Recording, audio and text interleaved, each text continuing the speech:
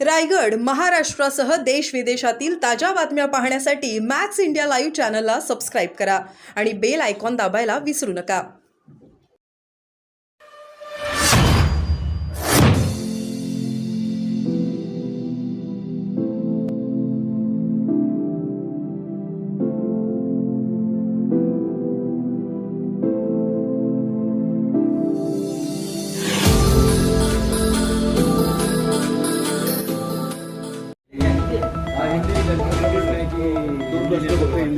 बोलिए कुछ बात फिर वापस मेरे पास शुरू करो. हाँ अरे बाबा हिंदी. सर जो न्यायाधीश की जो स्टैचू होती है उसके ऊपर से जो आंख पे जो पट्टी थी वो हटा दी गई है और तलवार के बदले संविधान जो है वो हाथ में दिया गया है. देखिए, न्यायालय का मतलब और काम है संविधान की रक्षा करना, संविधान को बचाए और संविधान की जो इच्छा है उस हिसाब से न्याय दे. लेकिन क्या ये हो रहा है सर्वोच्च न्यायालय में? न्याय देवता के हाथ से तलवार निकाल दिया और संविधान दिया, उसे क्या करने वाला? संविधान को तो आप खत्म कर, आंख पर की पट्टी खोल दीजिए तो आप खुले आंख से भ्रष्टाचार देखते रहो और संविधान की हत्या देखते रहो. खुले आंख खोलकर देखते रहो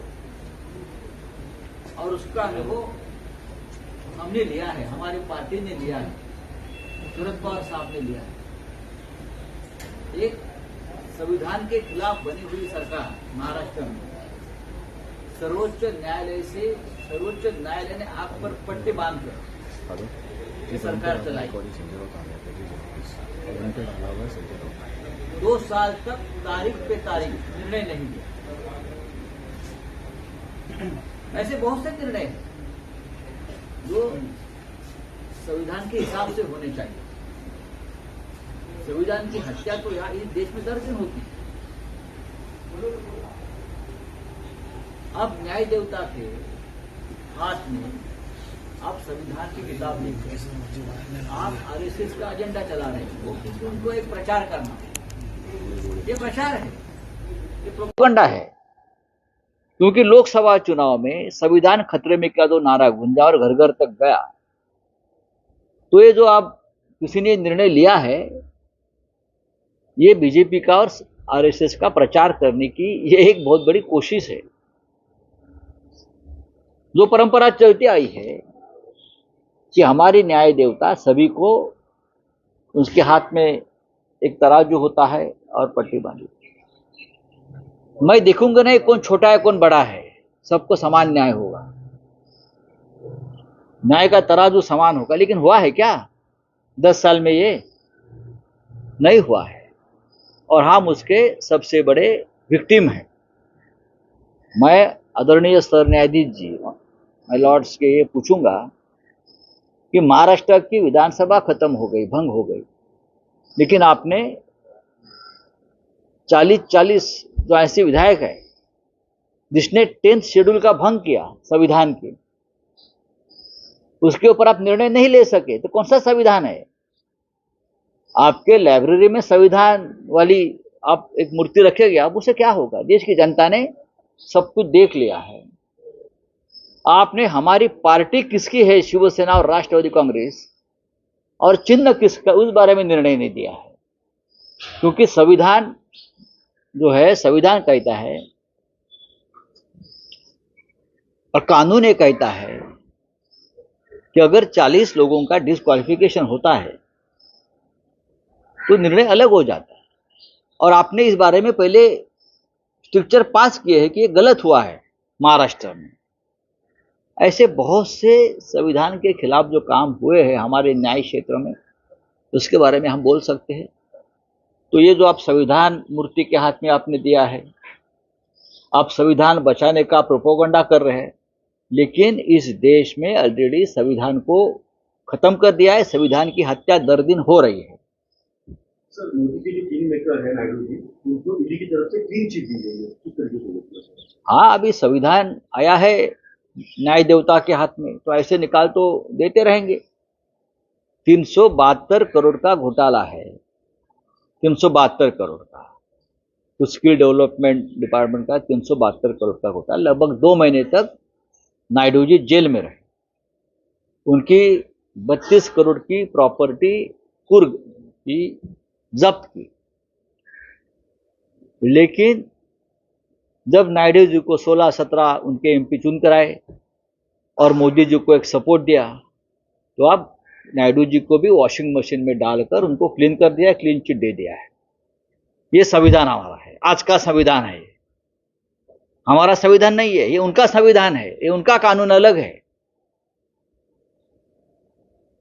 अब ये और कोई होगा तो ईडी वाले, सीबीआई वाले पकड़ पकड़ कर मोदी जी के पास लेके जाएंगे, मोदी जी मशीन में डाल देंगे, क्लीन होकर बाहर आ जाएंगे।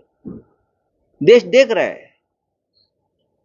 इस देश के जनता ने भी अपने आंख पर पट्टी नहीं बांधी है, वो तो पहले से खुला है। आपने अभी न्याय देवता की पट्टी खुली है आंख से। आपने न्याय देवता के हाथ से तलवार निकाल दी है, लेकिन ये तलवार जनता के हाथ में है अभी भी। हाँ बोलिए। हरियाणा में अभी चुनाव हुए थे, नतीजा आए थे, लेकिन अब एक याचिका जो है सुप्रीम कोर्ट में दायर की गई है, जिसकी वजह से जो 20 सीटें हैं अब उसमें दोबारा से चुनाव हुए। ईवीएम में गड़बड़ी जो है, याचिका में बता रहे हैं कि ईवीएम में गड़बड़ी की वजह से अगर एविडेंस सामने आए हैं, इस बारे में बार बार सामने आते हैं, लोकसभा में भी हो गया, लेकिन सर्वोच्च न्यायालय ने क्या किया? जो अब संविधान के रक्षक बनकर सामने आए हैं, रिटायरमेंट के लगभग, अब रिटायरमेंट होने वाली है मुख्य न्यायाधीश साहब की, लेकिन ईवीएम के बारे में आपने निर्णय नहीं लिया। इस देश के करोड़ों जनता का ईवीएम के ऊपर विश्वास नहीं है। संविधान कहता है जो लोगों का बहुमत है आप उसके साथ न्याय करना चाहिए। अगर इस देश की जनता चाहती है कि ईवीएम पे वोट नहीं होना चाहिए, पूरे विश्व में ईवीएम निकाल दिया है, लेकिन हमारे सर्वोच्च न्यायालय ने ईवीएम को भी क्लीन चिट दी है। ये संविधान के खिलाफ है, मैं मानता हूं। और हरियाणा में तो बहुत बड़ा गड़बड़ हो गई है। 0.6%। हरियाणा में डिफरेंस कितना है वोटों में आपको मालूम है ना? 0.6। कांग्रेस और बीजेपी में 0.6% का डिफरेंस है, और 0.6% में आपको 30 सीट का कैसा फायदा हो सकता है? ये पूरा गणित कांग्रेस के दिग्गज लोगों ने जनता के सामने रखा है, और मुझे लगता है, मैंने भी जब देखा तो मुझे भी आश्चर्य हुआ। लेकिन मुझे नहीं लगता है कि न्यायालय में इस बारे में कोई निर्णय होगा या न्याय होगा, क्योंकि हमने देखा है महाराष्ट्र के बारे में कोई न्याय नहीं होता। महाविकास आघाड़ी की आज बैठक है। कांग्रेस ने कल दिल्ली में ये कहा कि लगभग 215 सीटों पर जो है चर्चा पूरी हो गई है। कुछ सीटों पर देखिए, लगभग आज की हमारी आखिरी बैठक हो सकती है। आज के बाद बैठक नहीं हो सकती शायद, क्योंकि आज हमको पूरा जो विषय है सीट से बंटवारे का वो खत्म करना पड़ेगा, क्योंकि चुनाव की घोषणा हुई। मराठी बोला आहे की न्यायदेवतेच्या मूर्तीच्या रचनेत बदल करण्यात येणार आहे अशी माहिती समोर येते। त्यात डोळ्यावरची जी पट्टी आणि हातातला तराजू, डोळ्यावरची पट्टी हे जे काय आता संविधानाचं हातातून तलवार, न्यायदेवतेच्या हातातून तलवार काढली। आम्ही वर्षानुवर्ष ती पाहतो, हातात तलवार आहे। अन्याय करणाऱ्याचं मुंडकं उडवून टाकू, बलात्कार करणाऱ्यांचं, भ्रष्टाचार करणाऱ्यांचं, भ्रष्टाचारांना वॉशिंग मशीनमध्ये टाकणाऱ्यांचं मुंडकं उडवू, अशी ती रचना आहे।